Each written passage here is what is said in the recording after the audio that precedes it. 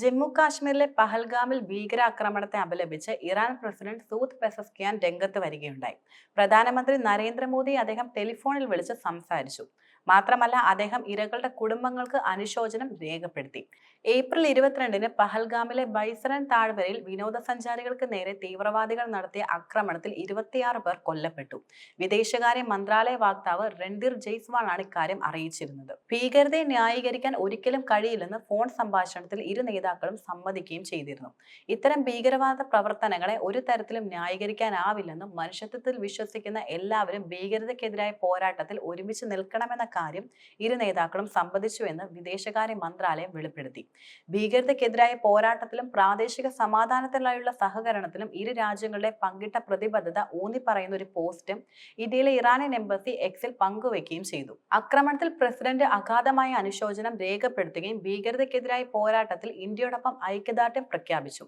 ഇറാന്റെ പിന്തുണയ്ക്ക് നന്ദി പറഞ്ഞ് പ്രധാനമന്ത്രി മോദിയും രംഗത്ത് വരികയുണ്ടായി.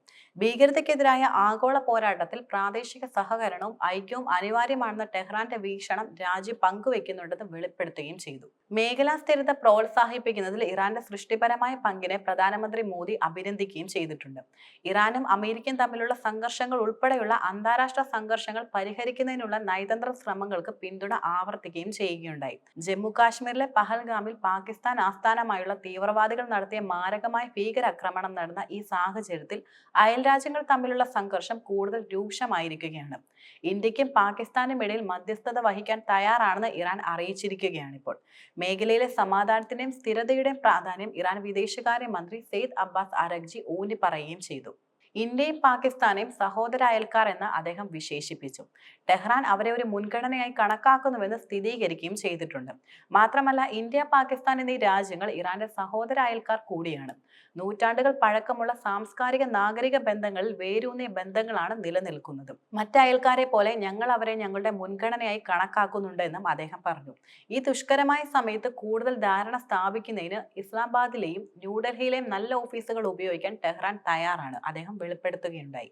അതുപോലെ മനുഷ്യബന്ധങ്ങൾ, സഹാനുഭൂതി, ഐക്യദാർഢ്യം, അനുകമ്പ എന്നിവയുടെ സന്ദേശം പ്രതിഫലിപ്പിക്കുന്ന പേർഷ്യൻ കവി സാദിയുടെ അഭിപ്രായങ്ങൾ ഇറാനിയൻ മന്ത്രി ഉദ്ധരിക്കുകയുണ്ടായി. പാകിസ്ഥാൻ ആസ്ഥാനമായുള്ള നിരോധിത സംഘടനയായ ലഷ്കർ-ഇ-തോയ്ബയുടെ പ്രതിനിധികൾ എന്ന് കരുതപ്പെടുന്ന ദി റെസിസ്റ്റൻസ് ഫ്രണ്ടിലെ തീവ്രവാദികൾ വിനോദസഞ്ചാരികളടക്കം 26 പേരെ വെടിവെച്ച് കൊലപ്പെടുത്തി.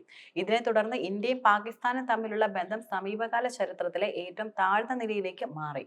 പാകിസ്ഥാന്റെ പ്രധാന ജീവനാഡിയായ സിന്ധു നദീജല കരാർ താൽക്കാലികമായി നിർത്തിവെച്ചിരിക്കുകയാണ്. കൂടാതെ അന്താരാഷ്ട്ര അതിർത്തി അടച്ചു.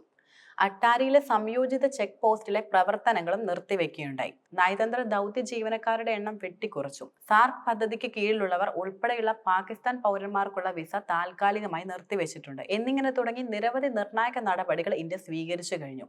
പഹൽഗാം ആക്രമണത്തിൽ പങ്കില്ലെന്ന് പറഞ്ഞ ഇസ്ലാമാബാദ് വാഗ അതിർത്തി അടച്ചുപൂട്ടൽ, ഇന്ത്യൻ പൗരന്മാർക്കുള്ള എല്ലാ സാർക്ക് വിസകളും താൽക്കാലികമായി നിർത്തിവെക്കൽ, സിംല കരാർ താൽക്കാലികമായി നിർത്തിവെക്കൽ, വ്യാപാര പ്രവർത്തനങ്ങൾ നിർത്തിവെക്കൽ, ഇന്ത്യൻ വിമാന കമ്പനികൾക്ക് വ്യോമാതിർത്തി അടയ്ക്കൽ എന്നിവയുൾപ്പെടെ പ്രതികാര നടപടികളുടെ ഒരു പരമ്പര തന്നെയാണ് യഥാർത്ഥത്തിൽ പ്രഖ്യാപിച്ചത്. സിന്ധു നദീജല ഉടമ്പടി അനുസരിച്ച് തങ്ങൾക്ക് വേണ്ടിയുള്ള വെള്ളം തിരിച്ചുവിടാനുള്ള ഏതൊരു നീക്കവും യുദ്ധപ്രവൃത്തിയായി കണക്കാക്കുമെന്ന് അതിൽ വ്യക്തമായി പറയുന്നുണ്ട്. കൂടാതെ ഇന്ത്യയും പാകിസ്ഥാനും തമ്മിലുള്ള സ്ഥിതിഗതികൾ തന്റെ ഓഫീസ് വളരെ സൂക്ഷ്മമായും വളരെയധികം ആശങ്കയോടെ നിരീക്ഷിക്കുന്നുണ്ടെന്ന് UN secretary general Antonio Guterres പറയുകയുണ്ടായി. ഇരു സർക്കാരുകളും പരമാവധി സംയമനം പാലിക്കണമെന്നും കൂടുതൽ വഷളാകാതിരിക്കാൻ ശ്രദ്ധിക്കണമെന്നും അദ്ദേഹം അഭ്യർത്ഥിക്കുകയും ചെയ്തു.